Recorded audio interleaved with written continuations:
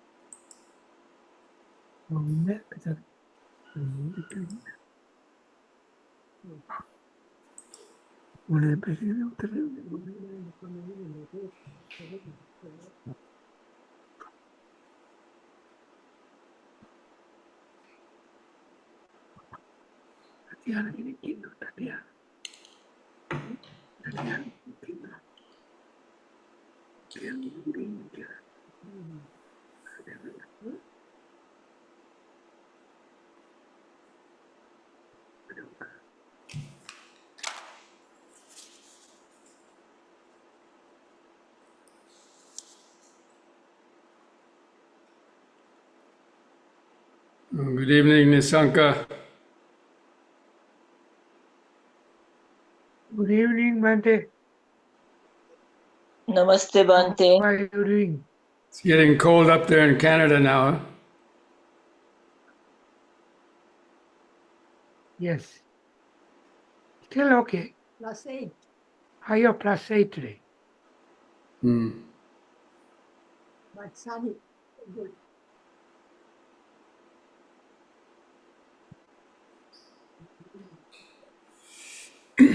Okay, friends, we'll go ahead and start with the reciting Namo Tassa and the three refuges for those who like to join that. Namo Tassa Bhagavato Arahato Samma Sambuddhassa. Namo Tassa Bhagavato Arahato Samma Sambuddhassa. Namo Tassa Bhagavato Arahato Samma Sambuddhassa.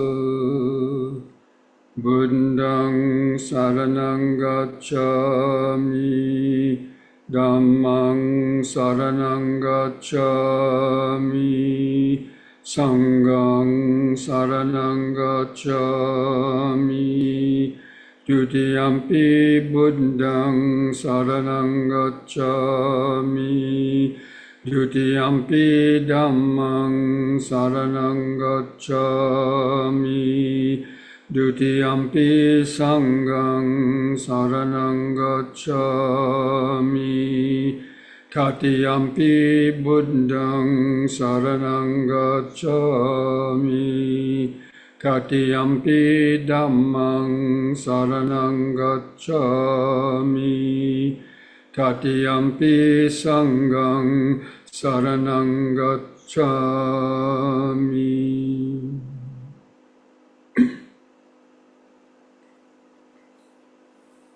Well, good evening, friends, and welcome to this Wednesday evening Dhamma discussion and meditation practice.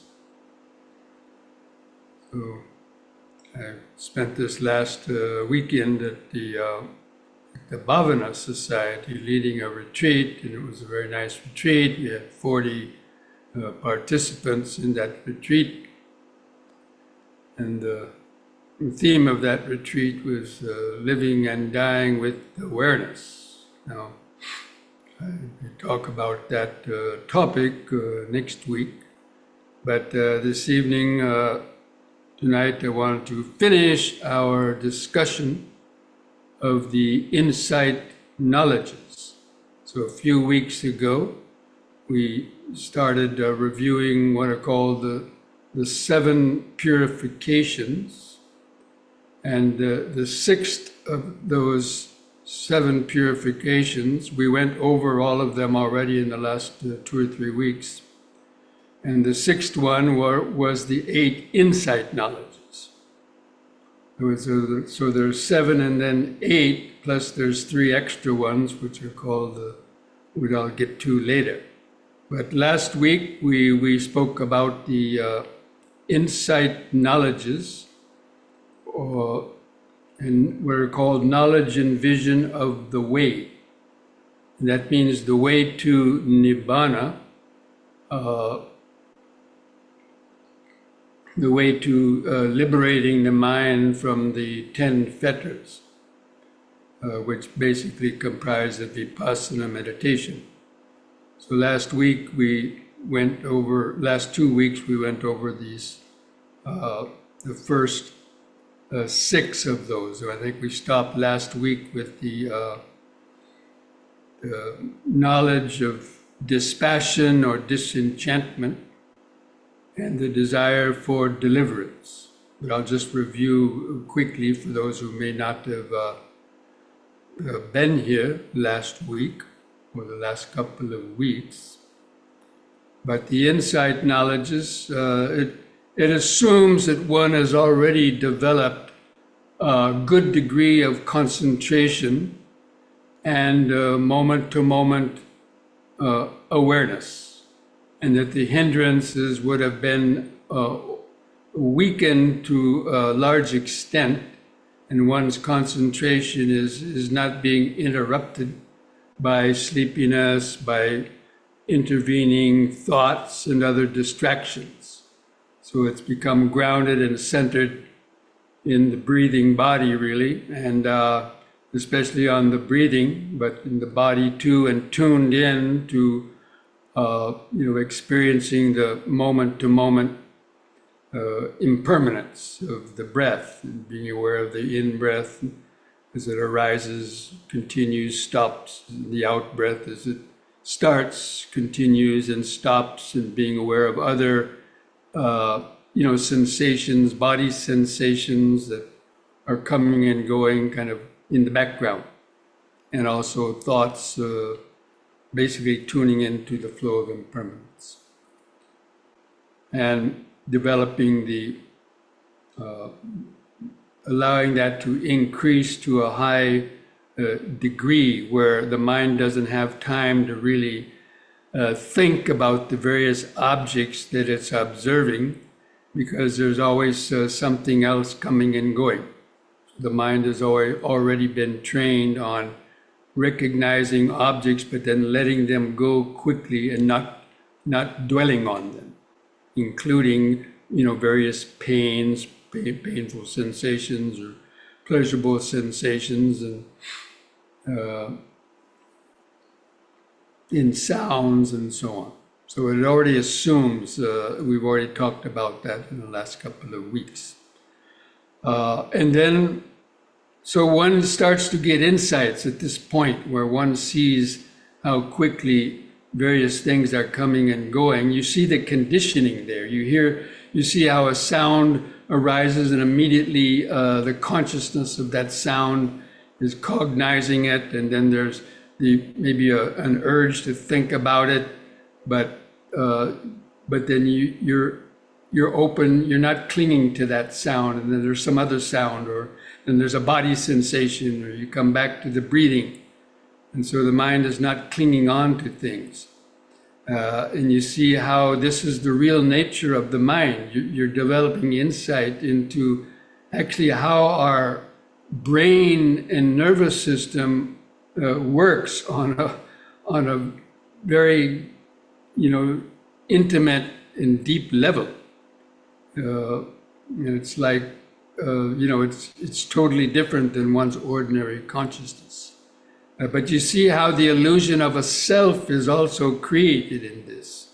And you see and understand how the sense of I and me depends on how much you're clinging and thinking about various objects and relating to the various objects, or even our thoughts, our emotions, like your anger or greed. It's connected with specific objects in your relationship to them in the past. And you see how basically that is just being recreated by the mind with each moment of sensory impingement of the contacts. So you're observing contact, feeling, craving, grasping, and the urge to react, but you're not reacting, and your mind is expanded, and it's aware to see so many objects that you don't have time to cling to one. It's just going from one to one, one to the next. And so you see how illusion is created. You see how the mind has, even our experience of the world, you see how basically it's being created within our consciousness. And it's not like the very pure, just mental process. So you get insights into the how our idea of the world is created, and also how you're caught in the habits of suffering, because you're clinging to all these various these past experiences, and then recreating with anger, desire, sadness, happiness, all these emotions, and just not being centered. And when you develop this level of concentration, you start to experience, even though things are changing, there's a happiness in that insight, because you're starting to see the way out. And so the next stage is that you develop dispassion. That means you become disenchanted with your own ignorant mind. You're not disenchanted with the external world. It's how your mind is clinging and bringing all this conditioning back to your present experience, and keeping your mind in a very narrow and habitual pattern of just going around in circles. And so you develop this desire to become free from that, because you've had moments when the mind was free from that your experience was like totally different. You experience this mental freedom, and it's hard to put that into words. And that's why these insights come. You get flashes of moments of mental liberation in which you see how the mind was free from that conditioning, even if it was just for a few moments. So all of these kind of insights are, you start getting these experiences in this stage of the vipassana meditation. And so that you're becoming disenchanted with being lured by the superficiality of the external world.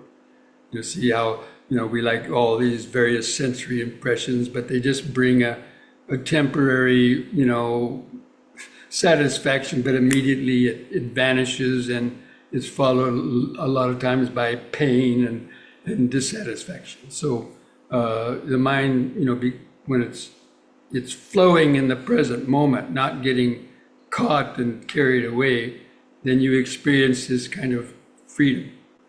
And so naturally there's a desire to be able to stay in that state for a longer period of time.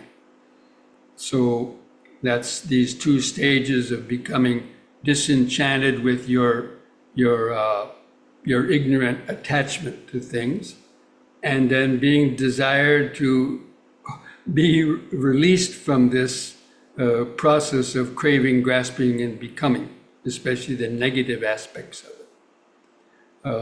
in that desire for deliverance. And this is a very, very deep state, and it's a very concentrated. You have concentration along with that. The mind is concentrated into one point. That the point is the flow of the present moment is the point. The mind's not going anywhere. It's in the present moment, and the sensory impressions are just arising and vanishing in front of this screen of present moment awareness. So that's the one-pointedness is there, and you get the jhana factors. The mind is very close to the state of jhanic level of concentration at that point. And then the mind attains the next stage is where you keep reflecting over and over on the Dhamma and in so many different ways to maintain that awareness. and then one attains a stage of equanimity, which means at this point you've done most of the work. The work in developing the insights is matured to such an extent that the mind attains equanimity, which is an internal type of mental balance in which it's not, being drawn into any type of pleasurable sensations or painful sensations. And it's because of the concentration, the mind is firmly centered in the present. And things are just whizzing, through the senses, arising and vanishing, but there's this very still and tranquil awareness in the middle of all that. And that's called the equanimity. And all you have to do is just maintain that equanimity long enough. And then at some point, that's the 8th insight knowledge, was the knowledge of equanimity, actually. And then the next stage is what is called conformity. And that means when you're holding the mind long enough in that state of equanimity, with the knowledge of anicca and dukkha and anatta, these insight knowledges are already very, very mature and developed at that point. And the mind is not going out to any of these objects, but it's able to reflect on them. And is seeing the emptiness of all the mental formations, basically, all the mental formations, the sankharas. So these are insight knowledges.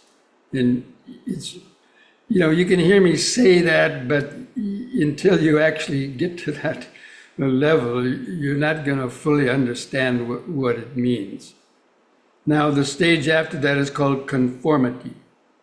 And that means the mind is starting to conform to the truth. It's recognizing the unconditioned as really the state of peace. It's very, very close to the experience of nibbana, not fully yet, but almost. And it recognized that unconditioned state as really being the real deal, and the state of peace. And so it starts to conform to that. And that means that the mind is withdrawing from going outward. And it's really, staying centered in that understanding that none of those sankharas are worth, getting lured into. There's a little simile, a very nice little simile that I like. It comes from the Visuddhimagga, of the simile of the land-finding crow. So the mind at this point, that's in the state of equanimity, is that when sailors back in the old days, in the 17th, 18th centuries, when the explorers were trying to find new continents, like Columbus was sailing towards, North America and other places. Anyway, so these sailing ships. So they took a homing pigeon or a land-finding crow with them. And then they would send it out, let it fly. And if the crow didn't come back, that means the crow found land. So the crow would fly to the land to look for some food. But if he couldn't find the land, he comes back to the ship because he knows he can at least get some food if he comes back to the ship. So the crow comes back to the ship.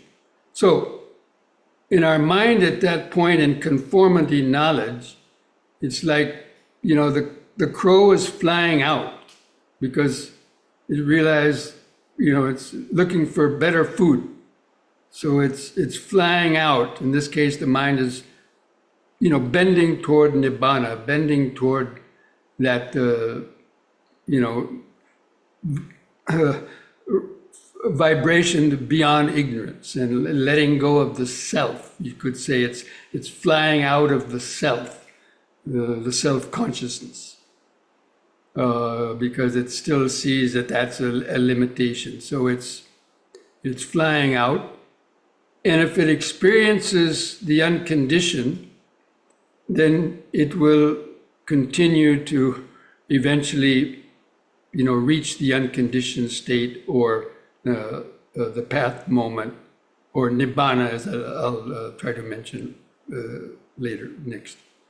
But anyway, so it'll come back. If it doesn't see that unconditioned as peaceful, then it will come back.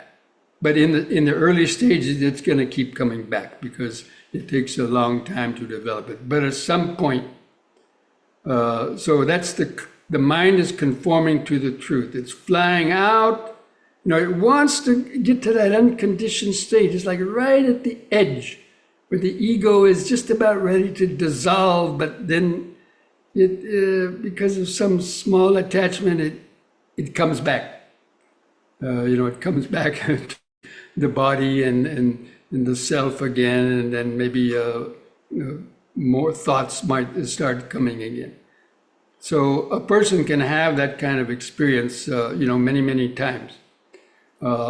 But it's just a matter of like the spiritual faculties and the factors of enlightenment becoming mature. So anyway, that conformity knowledge is when that, the mind goes out, and that ego is fading away in the background. Is like that little ice cube of the ego, that analogy that I've mentioned quite a few times in some of my talks. It's like an ice cube melting in water, and the ice cube is, floating in the water, and it starts to melt. So the conformity knowledge is like that ego melting away, and the consciousness is becoming part of the water in the bowl, which is like ocean, expanded awareness. The ego is dissolving in that. But so the mind is going that way, but it comes back. So anyway, so that's called the conformity knowledge. The mind is conforming to the truth. It's totally understanding about anicca, dukkha, and anatta, and the suffering that's incurs when you're still clinging and caught in the web of dualistic thinking. Now, at some point, when that land-finding crow, or the mind, that ice cube's, melting away, and the last bit of the ice cube is melting, then there's something called the change of lineage, actually, but this is beyond, this is in the 7th stage of purification, called purification by knowledge and vision, which is the actual attainment of the 4 stages of enlightenment. So this, the insight knowledges lead up to this conformity, which is the link to the conditioned world, and it's kind of the link from the conditioned world to the unconditioned world. The mind is going through this sort of metamorphosis of ego-bound consciousness. And it's something you can directly observe in meditation when you reach these deeper levels. And then when that ego consciousness has almost totally dissolved, there's what is called the change of lineage. That means the mind now is making a clean break from the conditioned world, sort of in a no man's land. And then the next moment, then one attains the path and the fruits.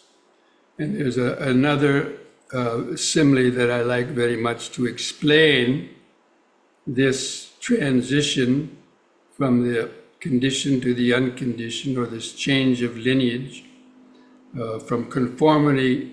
So the mind is conforming to the truth, and then it changes, then there's this break or change that comes. And it's like a man is, let's say a person is running, he's being chased by robbers and other things on this, and he runs toward a river. There's a river or a large stream or a river flowing. And he sees on the other side it's very peaceful. And then, but he sees on this side all the dangers. Maybe there's some lions and tigers chasing him, or some bandits, and so he runs, and he sees a rope hanging from a tree. You've seen pictures or movies like Tarzan movies where he runs and grabs a hold of a vine and swings across a river or a stream, right? So if you can picture that. So this person is being chased by dukkha, by lions and tigers or bandits, basically just, suffering. He or she is running toward that, sees that rope hanging there with this long, on a branch overhanging the river. He sees that on the other side it's peaceful. So he's running and running, and then he leaps, and his feet leave the near bank, right? The feet leave the near bank. So now he's in the air. So that is like change of lineage. And the mind conforming. The feet leaving the bank is like the conformity knowledge. And then the hands grasp the rope. And that's like the change of lineage. Then he swings, let's say the conformity. The grabbing the rope is the conformity. And he swings and gets over the other bank. And then, he has to let go. If he doesn't let go, he's gonna swing back to the bank that he was trying to leave from. So when he lets go, that is actually the change of lineage. He can't go back now because he's dropping to the ground. I don't know if you can picture that in the mind or understand that. It's a very nice simile. So that's the change of the conformity, is jumping off this bank, grabbing the rope, swinging across the river. And if you don't let go, then you're going to come back, just like the crow that didn't find any land, comes back to the ship. But if you see that bank as definitely peace, you let go of it and you drop to the ground. And that's called path knowledge. When your feet hit the ground, that means you're standing on the path of the supramundane path, the path of the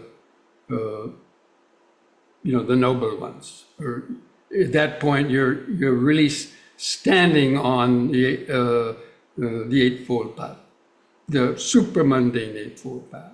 And then, sometimes it's a little bit steady. It might take you a few moments or longer to steady your feet, if you several feet, a little shaking, and then you steady your feet and you get your surroundings, and that's the fruition. You experience the bliss and freedom that you're no longer being chased by lions and tigers and suffering. Anyway, that's just an analogy to describe this process, but it's very nice to understand, even intellectually understand the process of the mind, because this is the process that the mind goes through if you're following, if you're developing the 7 factors of enlightenment, the 4 foundations of mindfulness, and the 7 factors of enlightenment, which is part of that, the 4th foundation of the Dhammanupassana.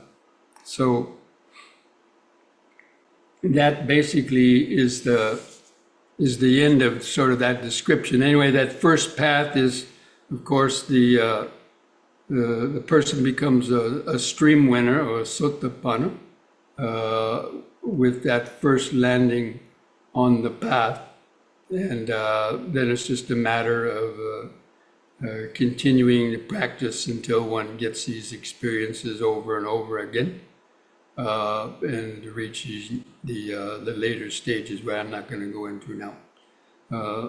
So that's sort of finishes this discussion on the stages of purification and also the Rata Vinita Sutta. So we started with, the Rata Vinita Sutta a few weeks ago, and the 7 stages of the purification, and the 7th one is this the knowledge and vision of the 4 paths and fruits. That means the change of lineage and path and fruition and so on.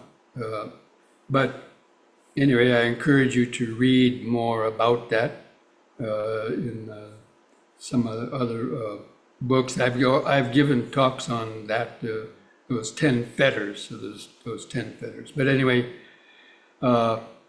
so if I hope you were able to read the rest of that book, that I sent out the attachment to that book, the 7 Purifications by Venerable Jnana Rama Mahatero on these 7 purifications. So now I would like to see if any questions about. I know it's kind of deep and maybe it's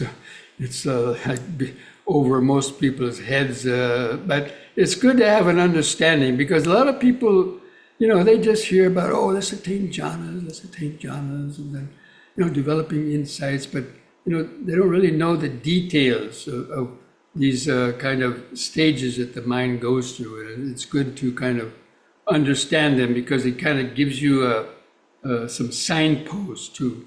Because a lot of people sometimes get confused. They enter a state of awareness and then they kind of just, get caught in just this state of awareness, but then the mind doesn't go much deeper than that. So, you have to know how to keep directing the mind through these, to especially develop the insight into impermanence, and how quickly expand the awareness to understand how quickly the contact, feeling, perception, and the 5 aggregates, seeing the impermanence and how the 5 aggregates are working. Okay, so if anybody has any questions, I don't see anything in the chat box. Bhante, I can I speak, Bhante?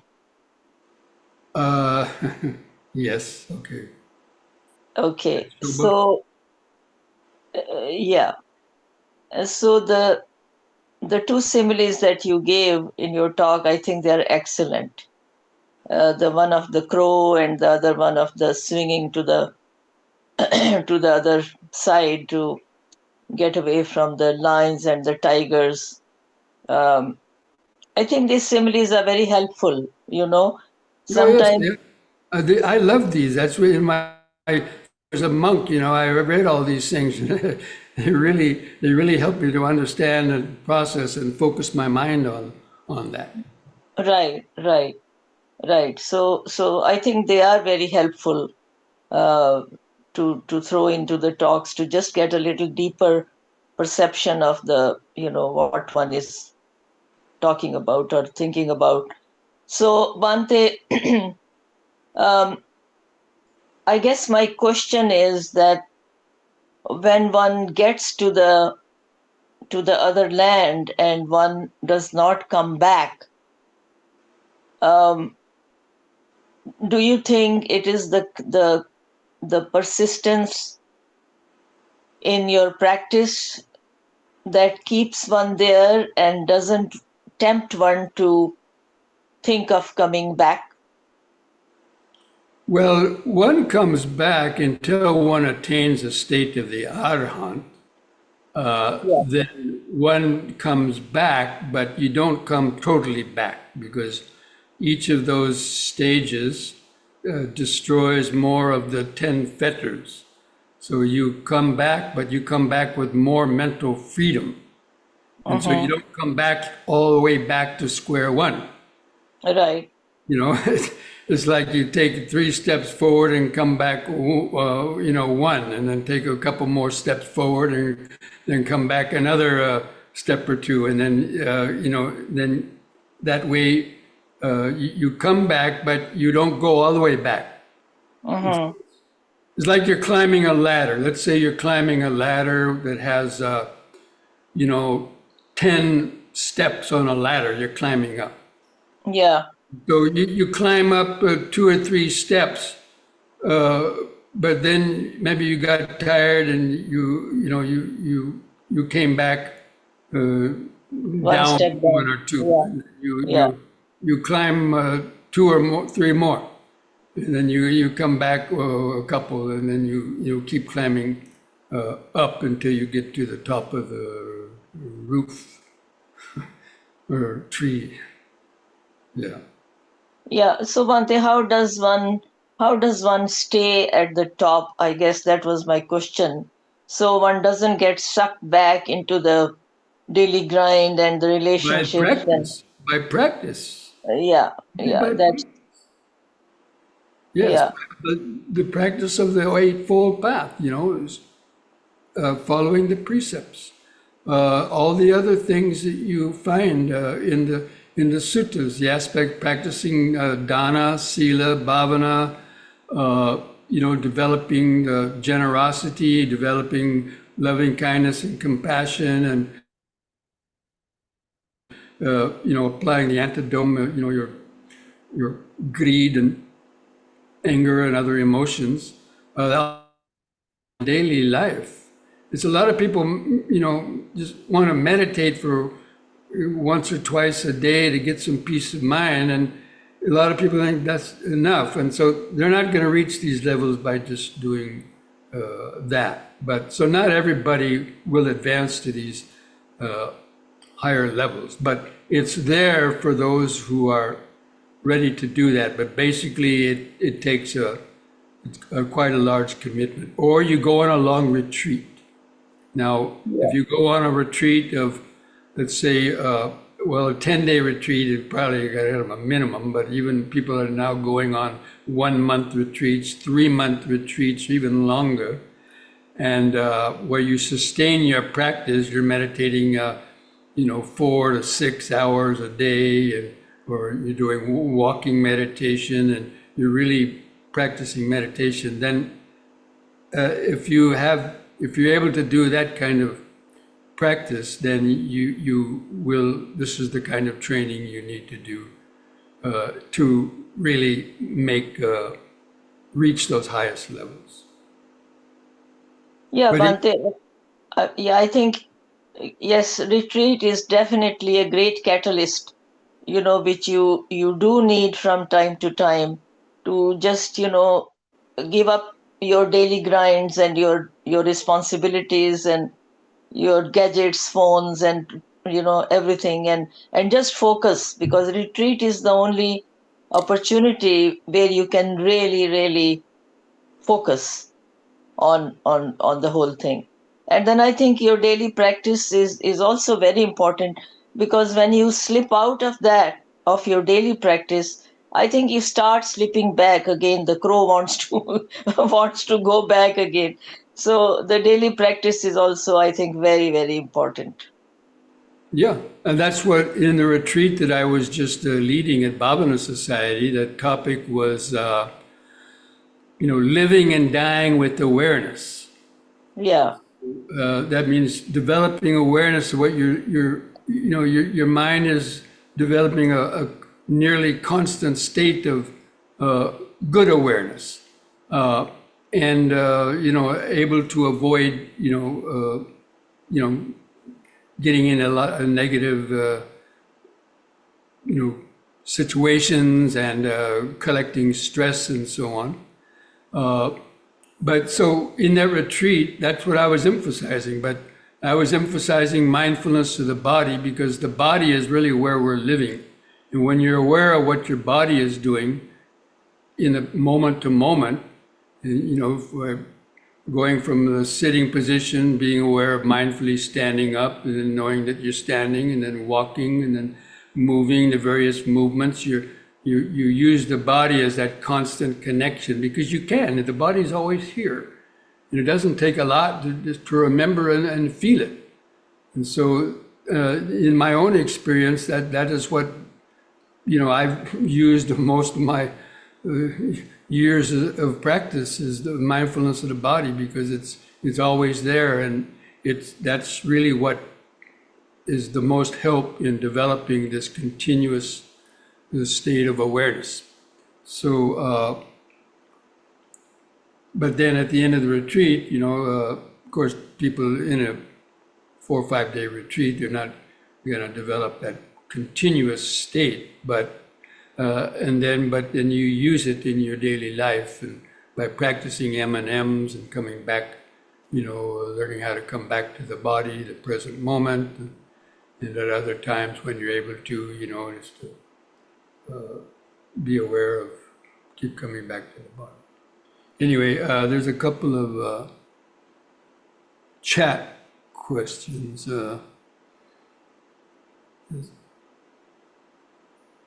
I assume that once you are truly ready in wholesome development, then you won't want to come back. Is that correct? Well, you'll want to continue that, and you have to understand that it's not a matter of, you don't want to come back, but you have to do the work that's going to allow you to let go of that rope. That's the problem. People, they practice meditation, they get on that rope and they experience, several minutes or an hour of deep meditation, but then, their mind can't sustain it. So it's like, not letting go of the rope and you come back into your ordinary mind. And you have to keep on doing that, hundreds and thousands of hours of meditation. And then at some point, then you reach this change of lineage, and then you don't come back all the way. But yeah, that's the desire for deliverance. Once you get a good taste of meditation and you reach this state of the desire for deliverance, but you have to know how to get the deliverance. If you don't know, you can say, oh, I want to become a millionaire, but if you don't know how to make the money, you're not going to become a millionaire. So, you have to know the method and the path. This next question, do we need to practice sati every day also? Not necessarily. But, usually when even in each meditation, it's like you experience a death. When you go into meditation, like let's say you were busy doing stuff in your house, and then you come in, you go to meditation. Now for 1 hour, you died of whatever you were doing before, washing the dishes or going out in the garden. You died of that. You sit in meditation and develop concentration in the present moment.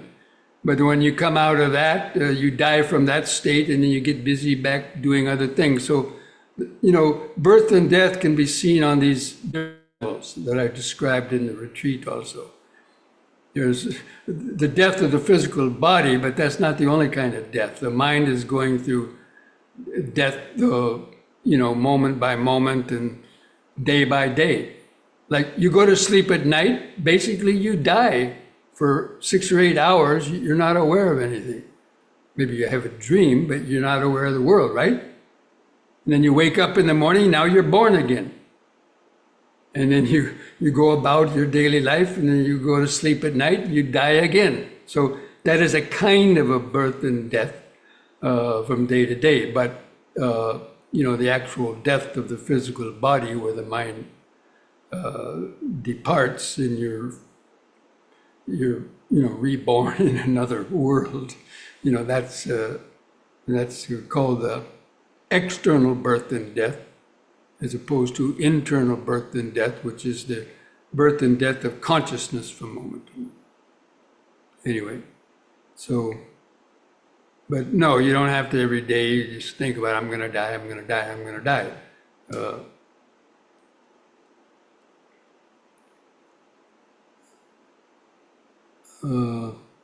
when you practice the Noble Eightfold Path, first stage, which will not take you back, is Sotapanna.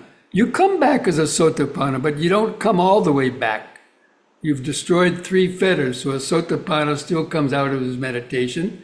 He doesn't have perfect awareness. He can still have some greed and hatred, but he's overcome the personality belief and he's overcome doubts about it, or she, excuse me, I'm using that word. But so they've only overcome 3. So it's like they haven't come totally back, and now they have to go a few steps further to destroy weaken greed and hatred. So it's like they take a few more steps up the ladder, and then they have, then they have to come back a bit, and then they keep going. Only when one reaches the final stage of the Arahant, then you could say the mind doesn't really come back. But they still have to live in the body, and the Buddha lived in his body for 45 years, but his mind essentially was in that permanent state of awareness. And even when he slept, the mind was in awareness. He didn't sleep like an ordinary person.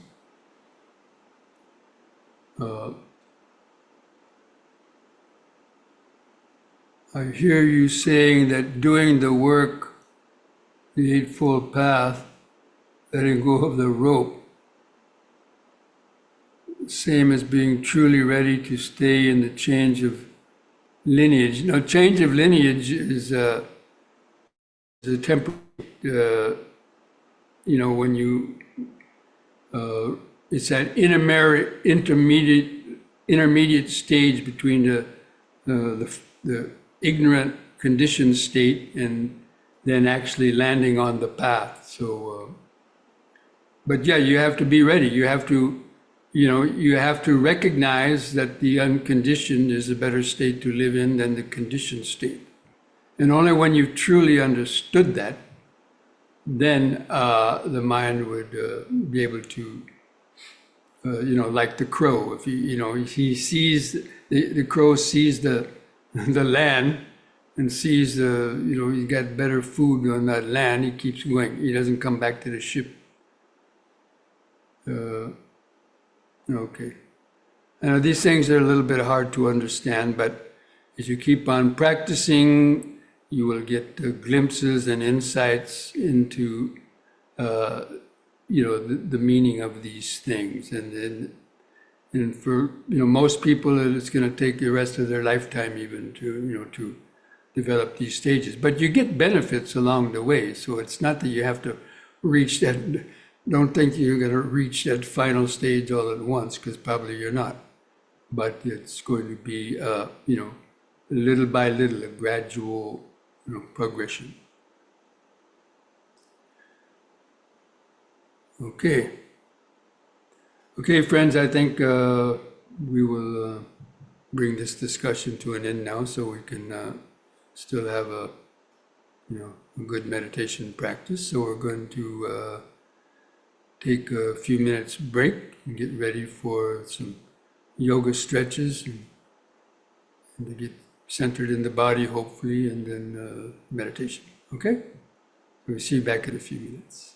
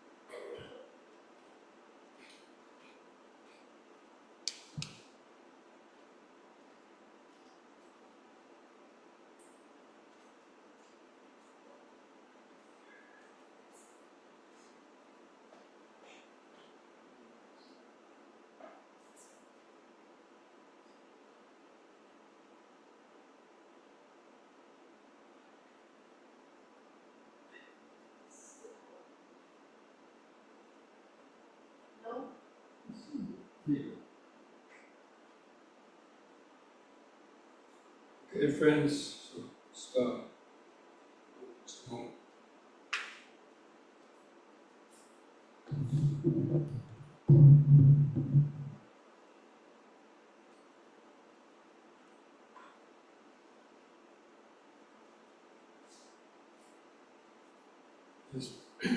just stand straight, relax your shoulders and arms.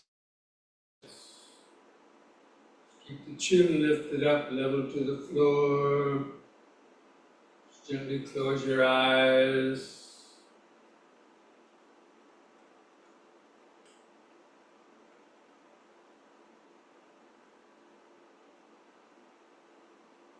Again, try to feel the outline of the standing body. And begin some three-part breathing, deep, slow breathing.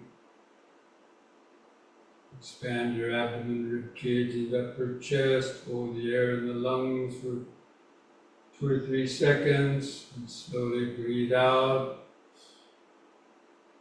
Just take a few more deep, slow breaths like that. Developing this mindfulness.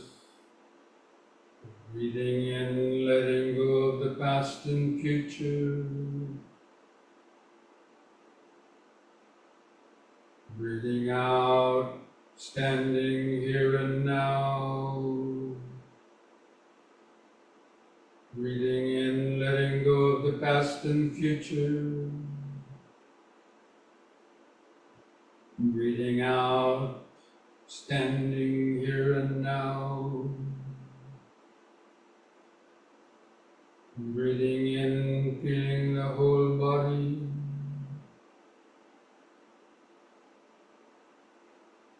Breathing out, feeling the whole body. Now combine this breathing with these movements. On the next in-breath, raise the arms over the head, interlock the fingers, turn the palms up, straighten your arms, stretch the head back, stretch upwards, feel the sensations, release the fingers, out breath, hands back to the side. Again, in-breath,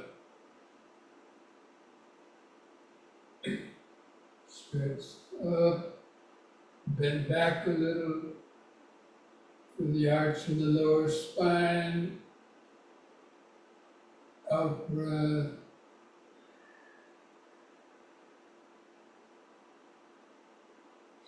Once more, in, stretch up, bend back a little more, feel the sensation.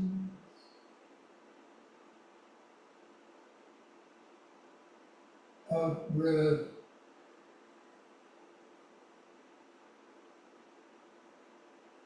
Just close your eyes, keep feeling the body, you feel the increased body sensations, clothing touching the skin, life force sensations under the skin, especially in your hands and fingers. Notice the tingling sensations, pulse of blood, in hands and fingers. Just letting go of your thoughts. Just let the thoughts come and go in the back of the mind. So hold that outline of the body in front of the awareness. Just remember standing, standing, standing.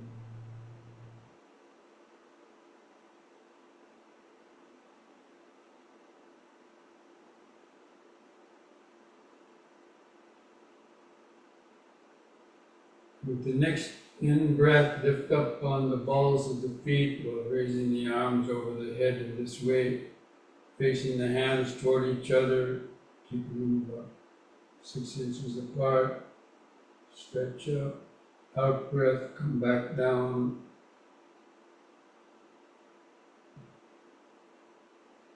You might have difficulty balancing upon the balls of the feet.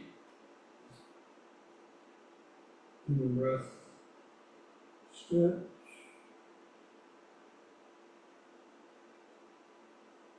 Out.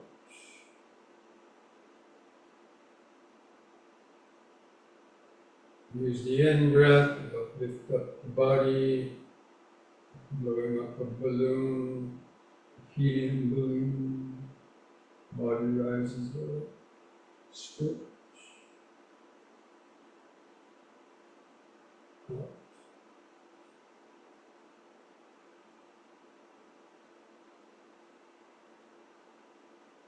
Close the eyes, relax.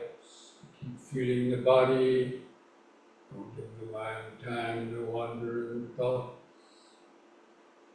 Develop that continuous present moment body awareness.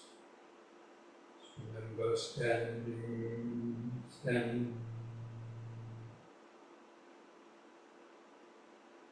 Feel the clothing touching the outer skin. Subtler life force vibrations under the skin. Itchy, prickly sensations, aches or pain.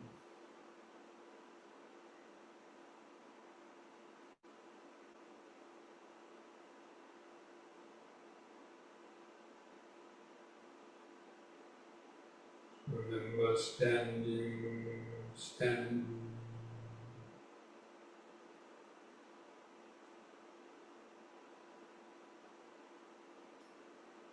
Next we'll do side bending, using both arms. In breath, use both arms up. And keep your fingers and arms straight, close to your head. On the out breath, bend over your right side as far as you comfortably can. And stretch to the side, keep the arms parallel to each other. In breath, lift up.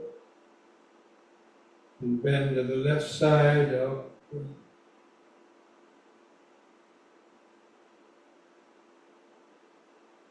In breath, up. Keep alternating sides with the breathing.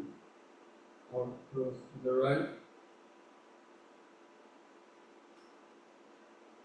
In breath.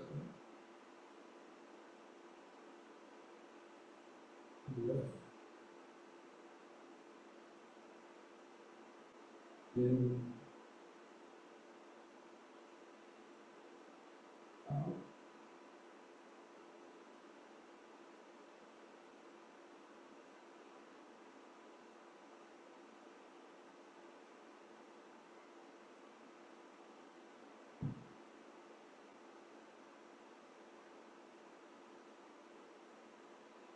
On the out breath, lower both arms.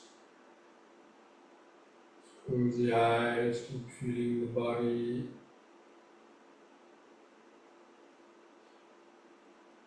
Remember standing. And feel the clothing touching the skin. Other little prickly sensations on the body. Increased heartbeat. More sensations you can notice, less time for your mind to be carried away in thought.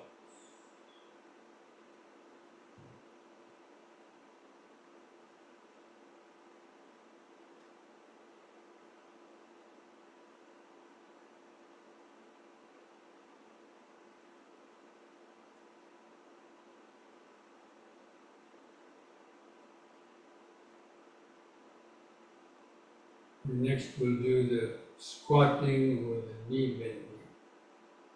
On the next in breath, again lift up on the toes, raise the arms up front for balance. On the out breath, bend the knees and lower down, balancing on the balls of the feet. Come down to squatting position if you can. And take a deep breath. The muscles of the legs pushing the body up. on the toes. And out breath, lower down.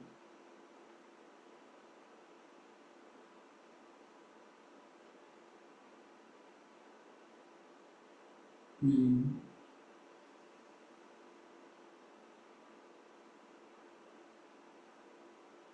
Out.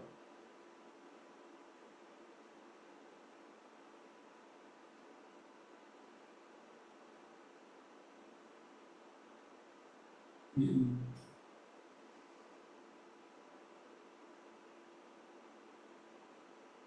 And relaxing the out breath. Feel the increased heartbeat. Other sensations.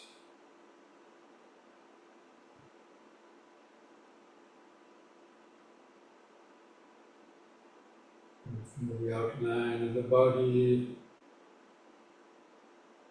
Head on top, arms at the sides. Clothing touching the skin. Feet pressing the floor.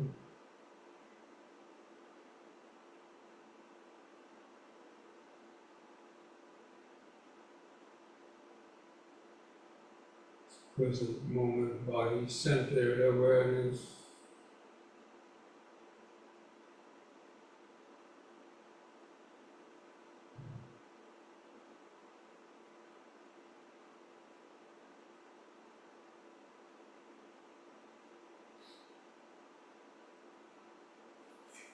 You now spread your legs and feet apart, about 3 feet.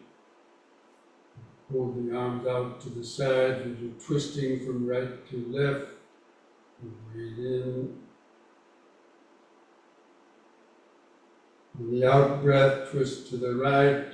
Keep your eyes focused on your hand going back. And in breath, come back to the front. And let your feet turn with the body and twist to the other side. Out.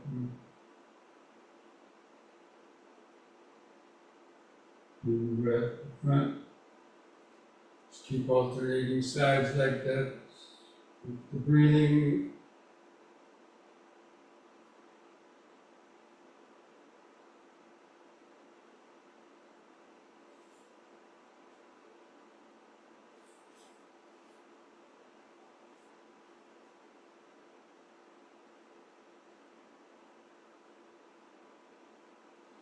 Once more to each side.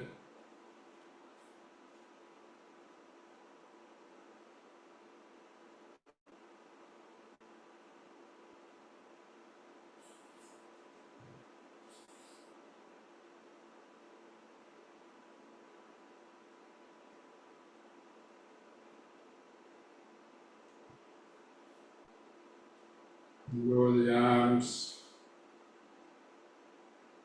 Keep feeling the body.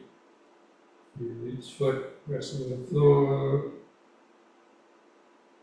And clothing touching the skin. Arms and hands hanging at the side. Head on top.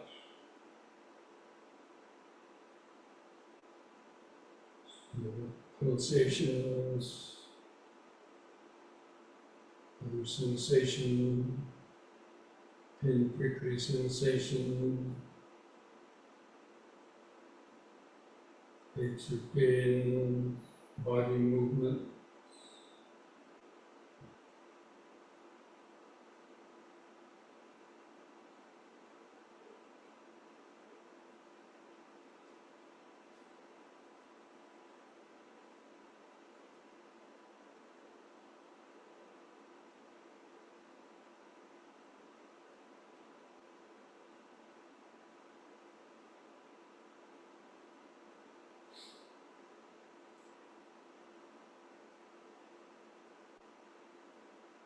Now do the forward and backward bending.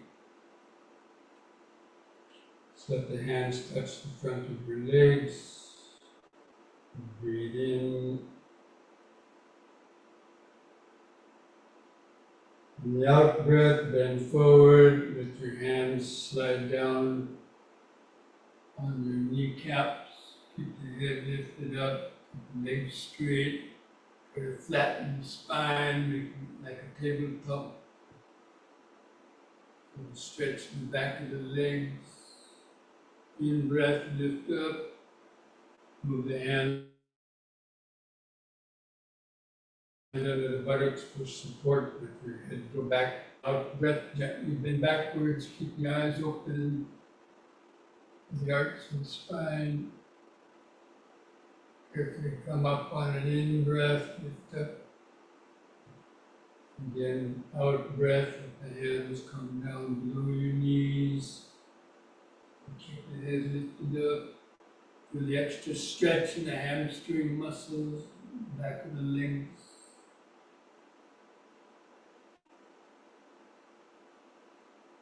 In breath, lift up. Bring the back bend out, breath.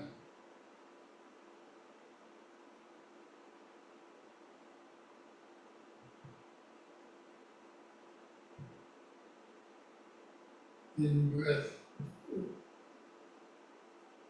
And the third time, let the hands come down as far as you can towards your ankles or feet. And hold on longer to that stretch in the back of the legs, let the little bones in the lower spine stretch out.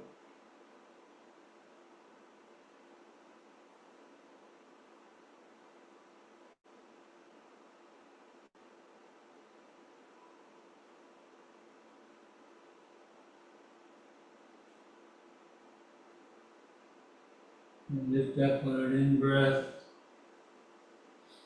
Once more, the back bend, out breath. Be careful.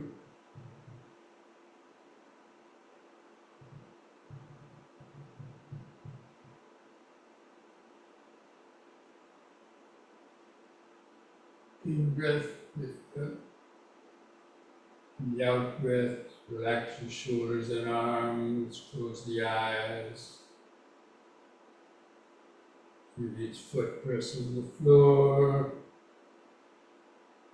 Just feel all the sensations.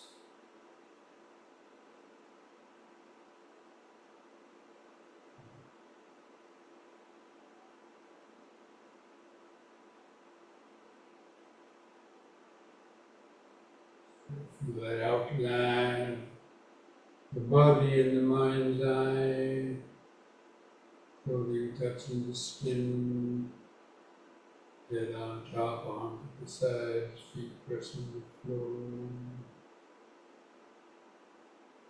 Feel all the subtle vibration, present moment, body centered awareness. First stage, deeper awareness.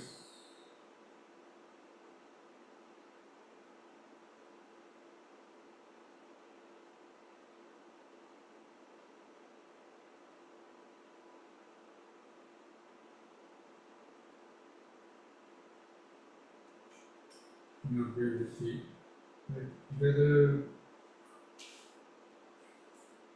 Just do one last exercise.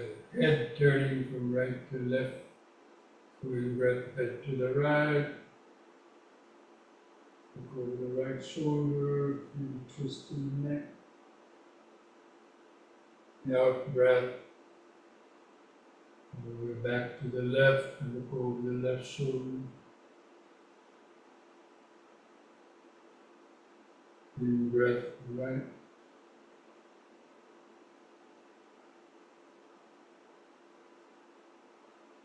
Out left.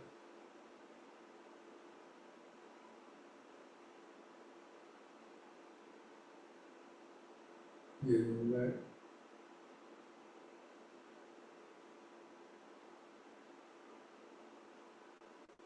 Out left.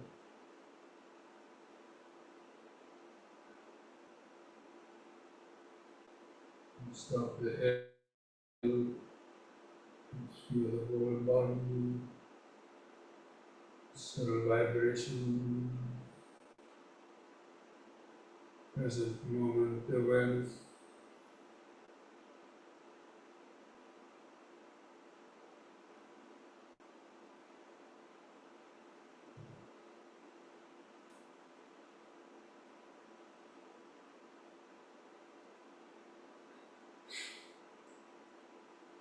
Okay, now let's come back to our seats, get ready for the sitting awareness.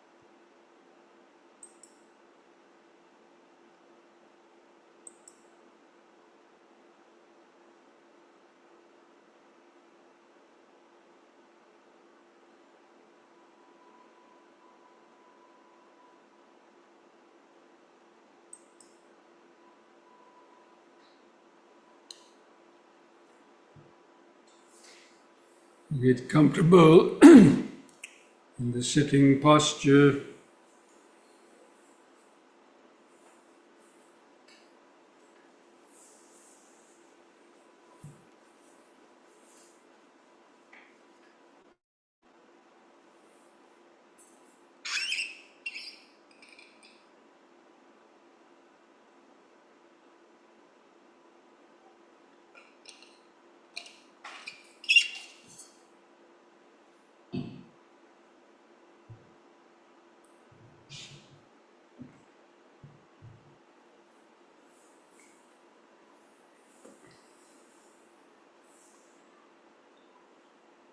Try to sit straight.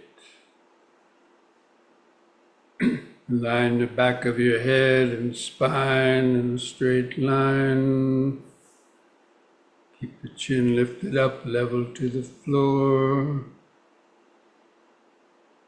Just place your hands comfortably on your lap, resting on your legs. Feel the inward curve of the lower spine. Find the center of gravity of the head and spine over your hips. Just lean the whole head and backwards a bit to come close to the tipping point, and back off 1 inch.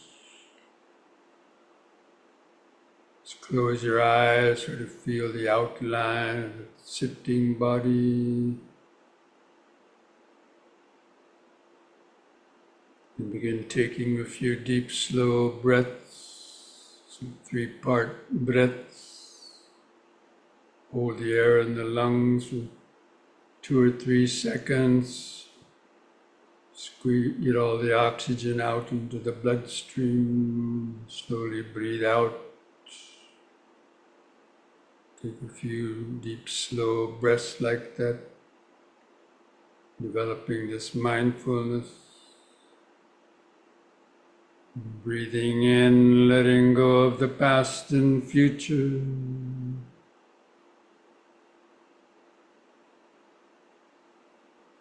Breathing out, sitting here and now. Breathing in, letting go of the past and future. Breathing out, sitting here and now. Breathing in, feeling the whole body.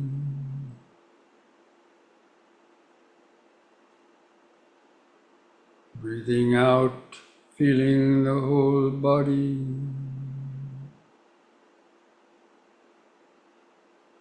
Now we're going to count the breaths from 1 to 10 to develop a more continuous concentration on the breathing. I'll do the counting for you. Try to follow that with your breathing concentration. So with the next expanding in breath, mentally count to 1. Hold the breath for 1 or 2 seconds. And with the contracting out breath, also count 1. Feel the last bit of air go out of the lung. Next in breath, 2.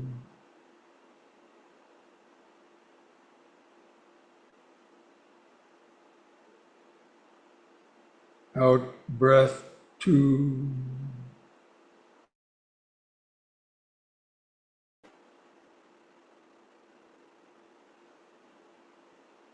In, 3.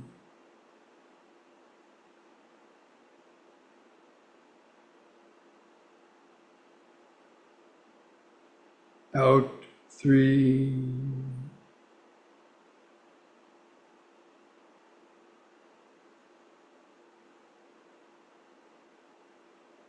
In, 4.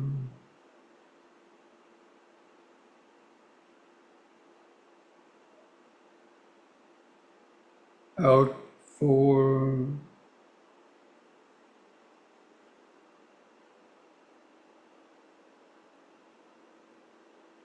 In, 5.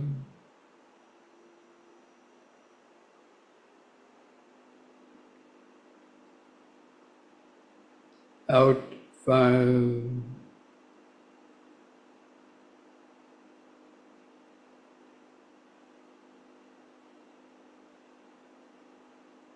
In, 6.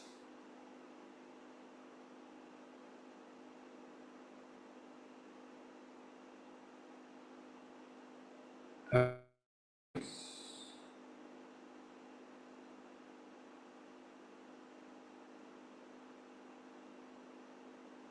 in, 7.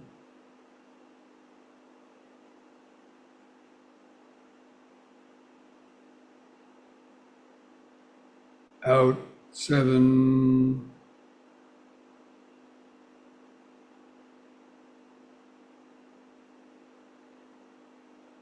In, 8.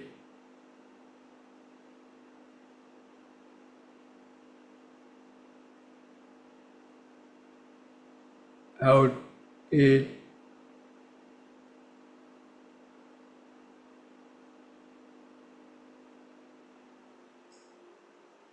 In, 9.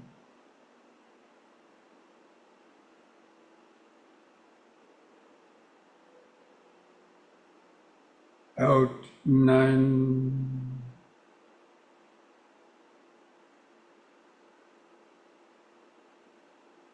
In, 10.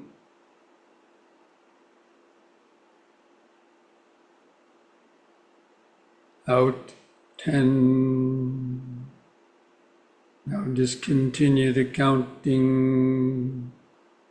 Let your breathing return to its uncontrolled, shorter, irregular rhythm. Continue to feel it. Keep focused in the center of the body. Feel the residual expanding and contracting sensation. Tune in to the beginning, the middle, and the end of each in-breath. The brief pause. The beginning, the middle, and the end of each out-breath. The brief pause before the next in-breath. Just be like a scientist looking down through a microscope, observing the experiment of breathing.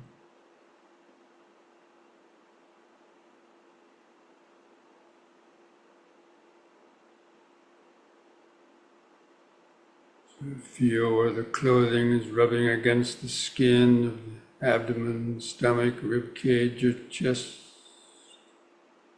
You notice several different sensations of expanding, contracting.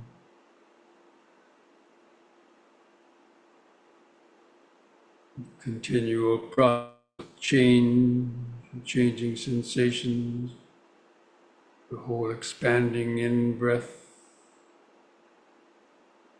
Sensations in the pause, contracting out breath.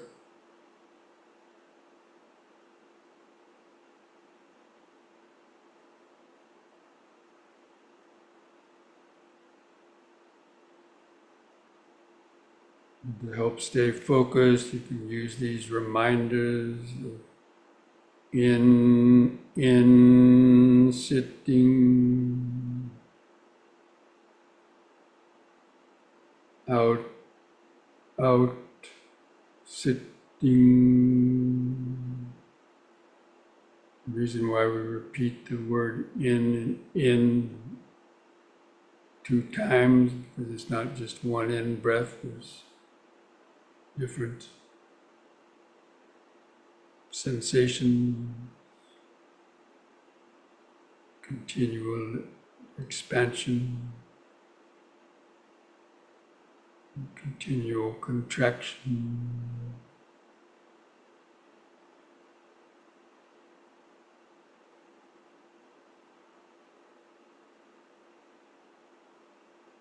If you like, you can try combining that breathing with your counting on your own to see if you can count the breaths from 1 to 10 by yourself.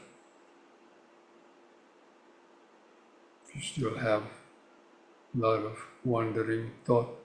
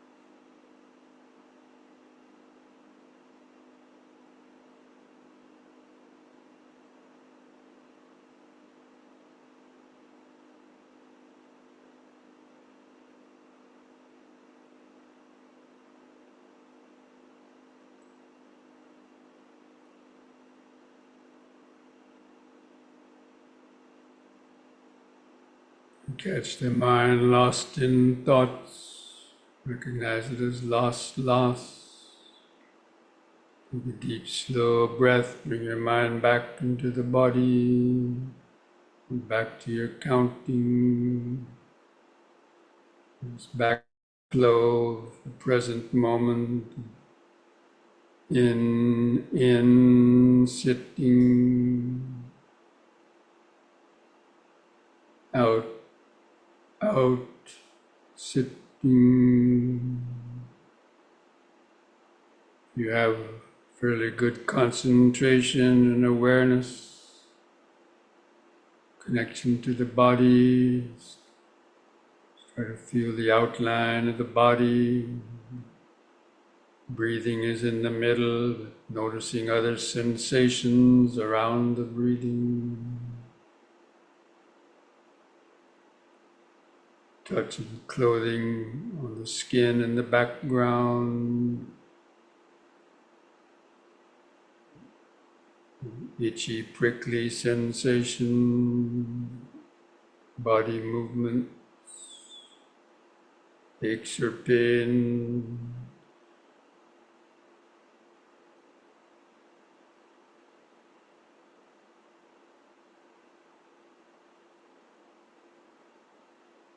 Be aware of the flow of thoughts moving through the back of the mind, thoughts, urges, ideas.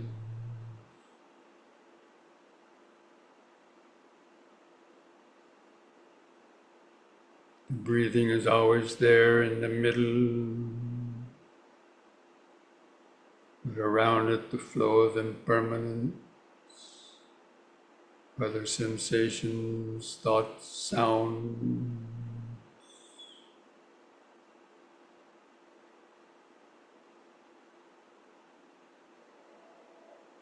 Just try to notice how quickly the different sensations, thoughts or sounds arise and vanish without following them, just from moment to moment.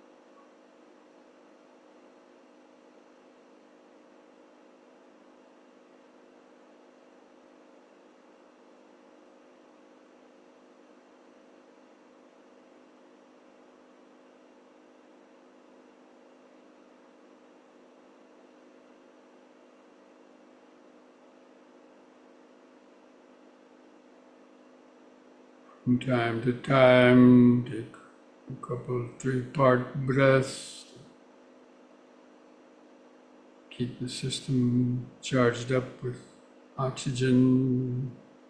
Help stay awake, centered in the body. Breath by breath, moment by moment.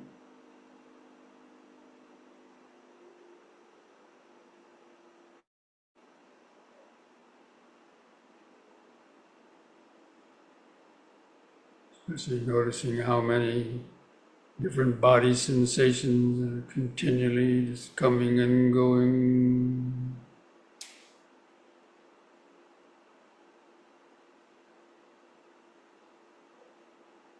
Irritating sensations, maybe pleasant sensations. stream of your thoughts, thinking. Just keep breathing into the center as your tethering post, like the anchor of a ship.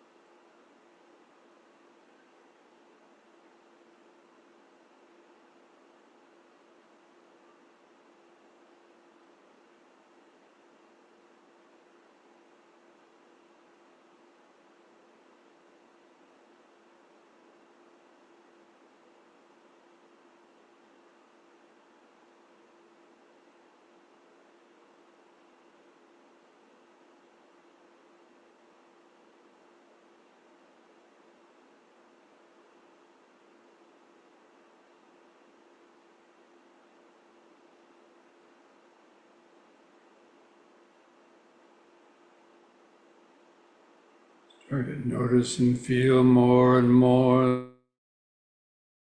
sensation, thoughts, sounds rising and vanishing.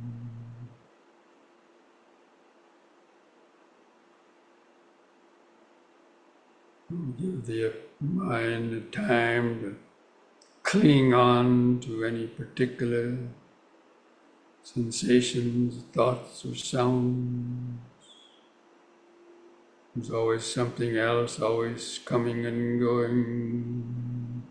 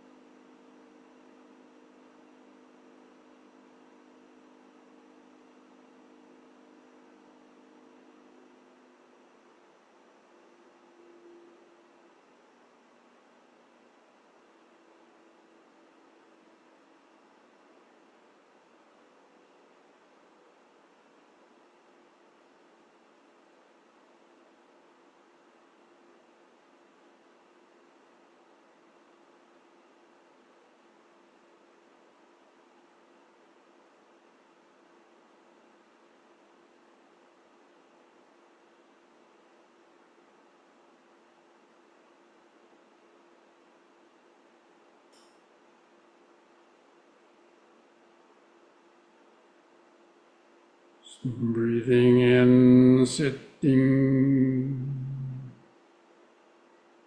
Breathing out, sitting. So many different sensations coming and going. Sounds coming and going. Thoughts, ideas, urges coming and going.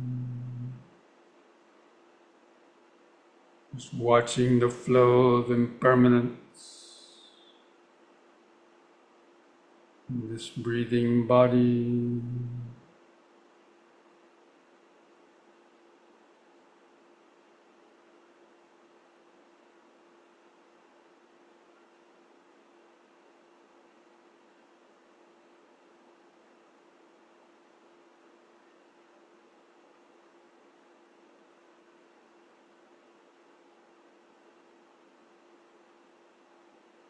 Just try to understand the conditioning. Mind reacts to feelings, triggers off urges or thoughts. The process happens very quickly.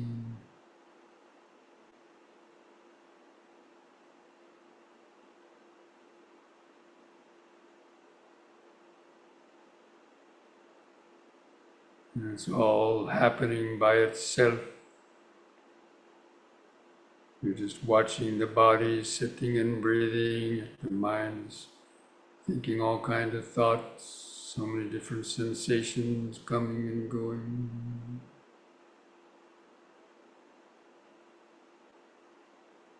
Under the power of the past karma conditioning.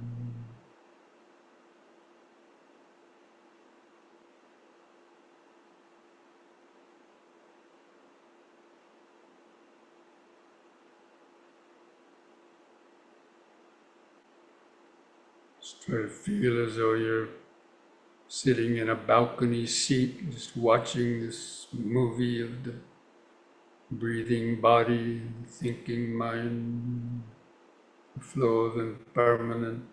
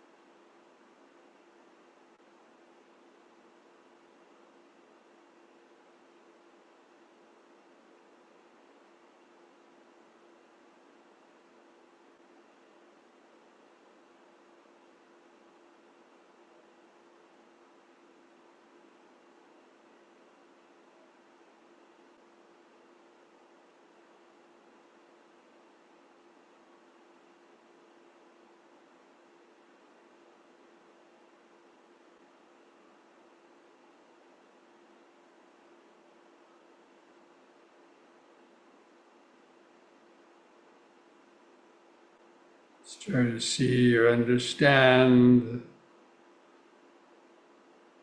the pain or the sufferings that come with being identified and caught up in all of your reactions, thoughts, emotions.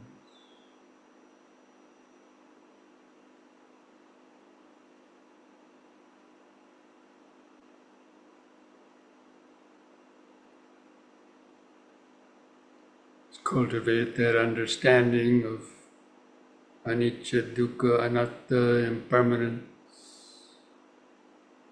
unsatisfactoriness, clinging, suffering inherent, and clinging to your body and mind process.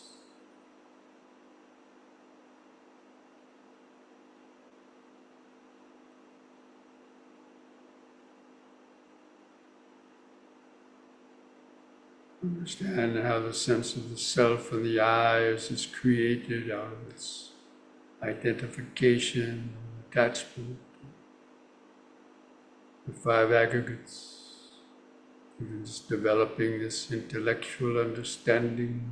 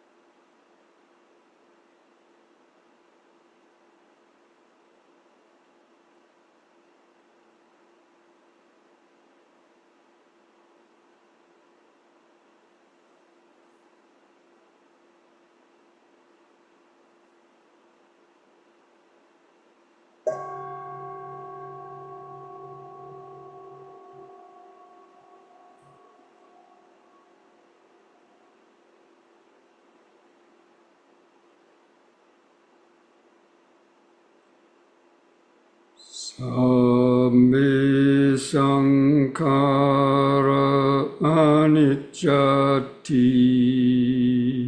yada panyaya pasati atanibindati dukhi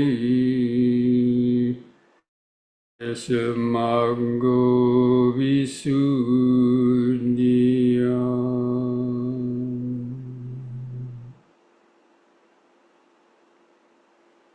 All conditioned things, the five aggregates of this body, mind, and world are impermanent. When one sees this with the eye of wisdom, one becomes disenchanted with suffering. This is the path to purity, to freedom. Thus spoke the Buddha.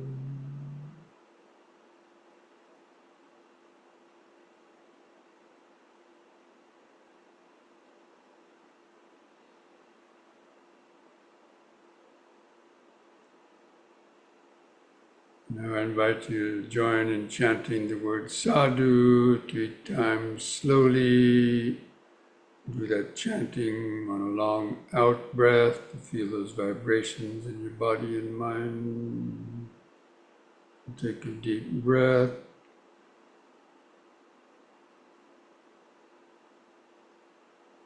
Sadhu.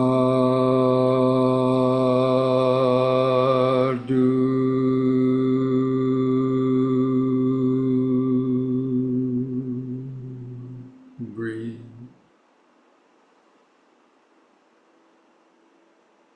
Sadhu.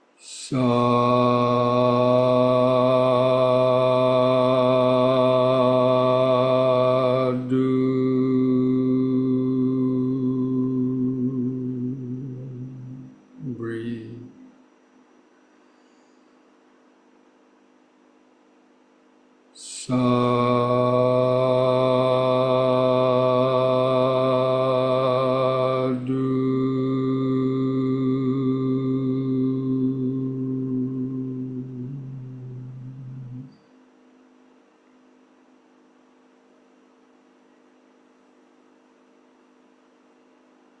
Mindfully place your hands at the edge of your knees.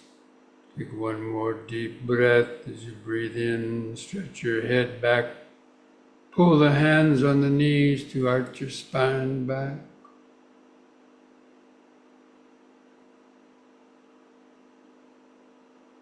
Lift the head up on an in-breath. On the out-breath, press the chin to the little notch at the top of the chest. Stretch the neck vertebrae. Lift the chin up level on the in-breath. Relax on the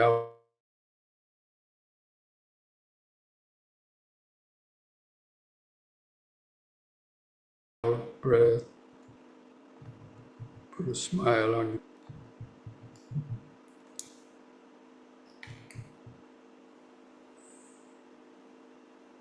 Okay, friends.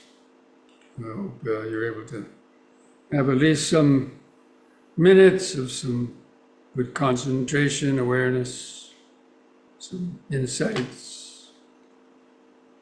And I just wanted to ask you if during that meditation, if you could hear some sounds over my microphone, some sounds, because we had a heating going on inside this house. It sounded loud, kind of loud to me, but I don't know if anybody could hear it out there when you're listening during the meditation.